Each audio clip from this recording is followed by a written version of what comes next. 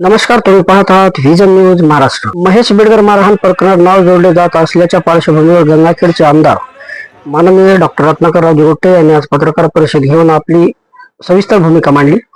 या प्रकरणी आपण कोणताही संबंध नसल्याचा दावा करत माझा सहभाग सिद्ध झाला तर मी आमदारकीचा राजीनामा देण्यास तयार आहे, असे स्पष्ट वक्तव्य त्यांनी केले. याचबरोबर निष्पक्ष चौकशी मागणी, अफवांवर विश्वास न ठेवण्याचे आवाहन आणि विरोधकांकडून राजकीय हेतूने अपप्रचार असल्याचा आरोपही त्यांनी केला.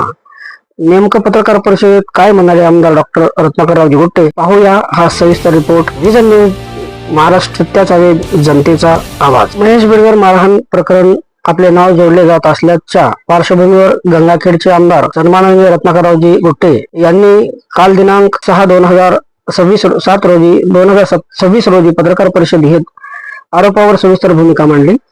गंगाखेड शहरातील सीताराम सदन येथे जनसंपर्क कार्यालयात आयोजित पत्रकार परिषदेत त्यांनी अनेक मुद्द्यांवर खुलासा करत निष्पक्ष चौकशीची मागणी केली. तर आमदार दिगोटे यांनी स्पष्ट शब्दात सांगितले की महेश बेडकर प्रकरणाशी त्यांचा कोणत्याही प्रकारचा संबंध नाही.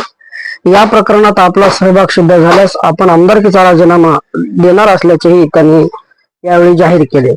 सत्य लपविण्याचा प्रयत्न नसून तपास यंत्रणांनी निष्पक्ष चौकशी करावी, असेही त्यांनी यावेळी पत्रकारांना निष्ठून सांगितले.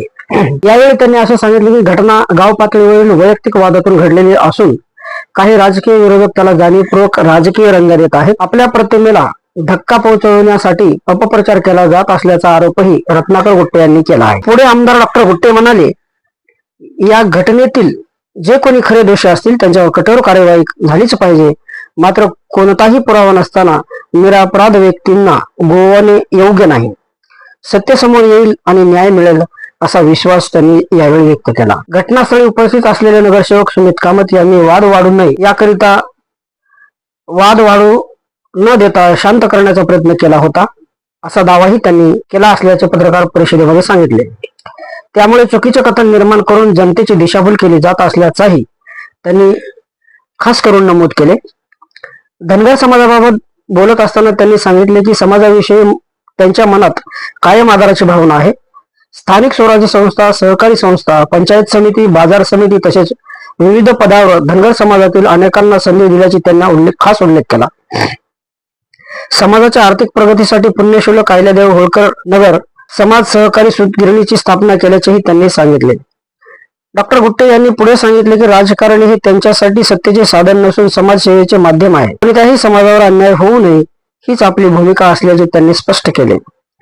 पत्रकार परिषदेत त्यांनी नागरिकांना अफवा आणि अपप्रचारावर विश्वास न ठेवता अधिकृत तपासातून समोर येणाऱ्या सत्यावर विश्वास ठेवण्याचे आवाहन केले.